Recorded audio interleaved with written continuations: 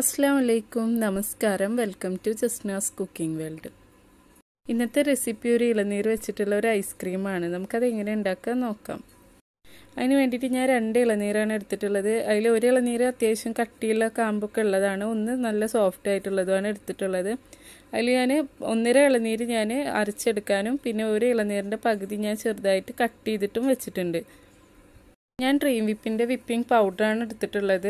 നമുക്ക് ഇതിന് പകരമായിട്ട് വിപ്പിംഗ് ക്രീമും ഉപയോഗിക്കാം, അതുപോലെ ഫ്രഷ് ക്രീമും ഉപയോഗിക്കാം.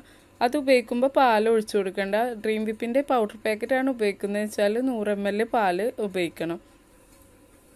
നമ്മൾ പാൽ ഇതിൽ ഉപയോഗിക്കുന്ന സമയത്ത് 100 ml കൂടാൻ പാടില്ല 2 പാക്കറ്റ് ഡ്രീം വിപ്പിന്. കാരണം നമ്മളിതിൽ ഇളനീർ വെള്ളമൊക്കെ ഒഴിക്കുന്നതാണ് ഇളനീർ മിക്സ് ആക്കുമ്പോൾ അടിച്ചെടുക്കുമ്പോൾ.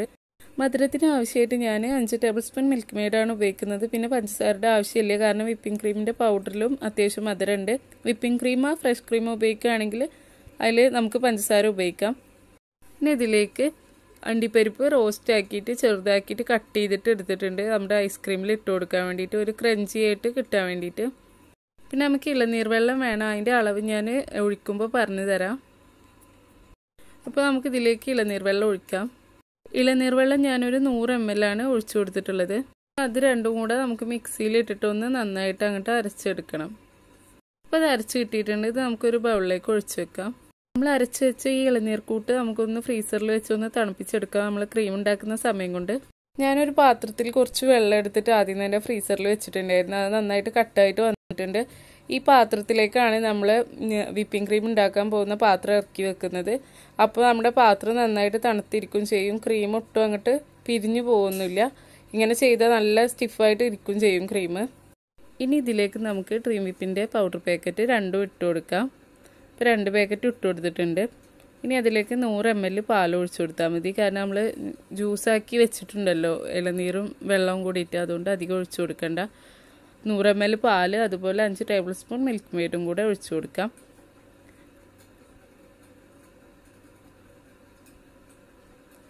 ഇനി ഇത് നമുക്കൊന്ന് ബീറ്റ് ചെയ്തെടുക്കാം. ഇനി നമുക്കിത് നന്നായിട്ട് അങ്ങോട്ട് മിക്സാക്കി കൊടുക്കാം.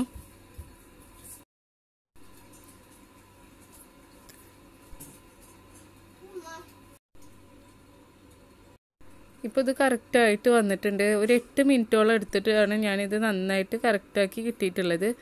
ഇനി നമുക്കിതിലേക്ക് അരച്ച് വെച്ച് ഇളനീർക്കൂട്ട് ഒഴിച്ചു കൊടുക്കുക. അതൊന്ന് ഞാൻ തണുപ്പിച്ചെടുത്തിട്ടുണ്ടായിരുന്നു. ഇനി ഇതും കൂടെ ഒന്ന് ഇട്ടിട്ട് ഒരു 2 മിനിറ്റ് ഒന്ന് അങ്ങോട്ട് നന്നായിട്ട് മിക്സാക്കി കൊടുക്കാനൊന്ന് ബീറ്റ് ചെയ്താൽ മതി.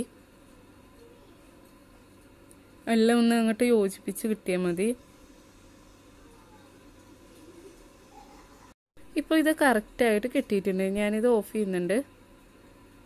ഇനി ഇതിലേക്ക് നമ്മൾ കട്ട് ചെയ്ത് വെച്ച ഇളനീരിൻ്റെ പീസസൊക്കെ ഇട്ട് കൊടുക്കുന്നുണ്ട്.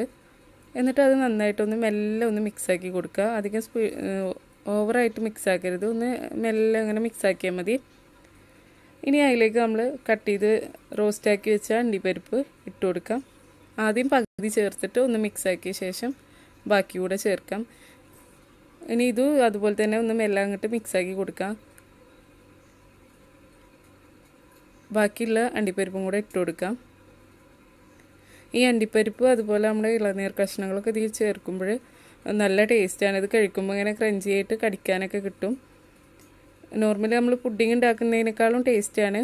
ഇനി ഇത് റാപ്പ് ചെയ്ത ശേഷം ഒന്ന് മൂടി വെച്ചിട്ട് ഒരു 8 മണിക്കൂറെങ്കിലും ഫ്രീസറിൽ സെറ്റ് ആവാനായിട്ട് വെക്കണം. 8 അല്ലെങ്കിൽ 6 മണിക്കൂറെങ്കിലും വെക്കണം. 8 മണിക്കൂറിന് ശേഷം ഞാനിത് ഫ്രീസറിൽ നിന്ന് എടുത്തിട്ടുണ്ട്. ഇത് കറക്റ്റായിട്ട് നന്നായിട്ട് സെറ്റായി വന്നിട്ടുണ്ട്. ഇനി നമുക്കിത് സെർവ് ചെയ്യാം.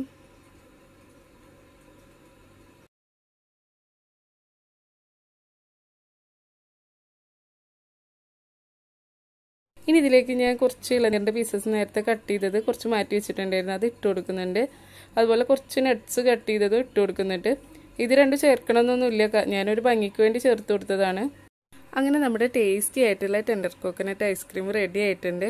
നോർമലി നമ്മൾ പുഡിംഗ് എല്ലാവരും ഇളനീർ പുഡിംഗൊക്കെ അല്ലേ ഉണ്ടാക്കാറ്. അപ്പോൾ ഇതുപോലെ ഉണ്ടാക്കിയിട്ടില്ല എന്നുണ്ടെങ്കിൽ എന്തായാലും ഉണ്ടാക്കി നോക്കുക, നല്ല ടേസ്റ്റാണ് കഴിക്കാനായിട്ട്. അതുപോലെ വീഡിയോ ഇഷ്ടമാണെങ്കിൽ ലൈക്ക് ചെയ്യുക, ഷെയർ ചെയ്യുക, സബ്സ്ക്രൈബ് ചെയ്യാത്തവരാണെങ്കിൽ സബ്സ്ക്രൈബും കൂടെ ചെയ്യുക. ഇൻഷാ അല്ലാ വേറൊരു വീഡിയോ ആയിട്ട് വീണ്ടും കാണാം.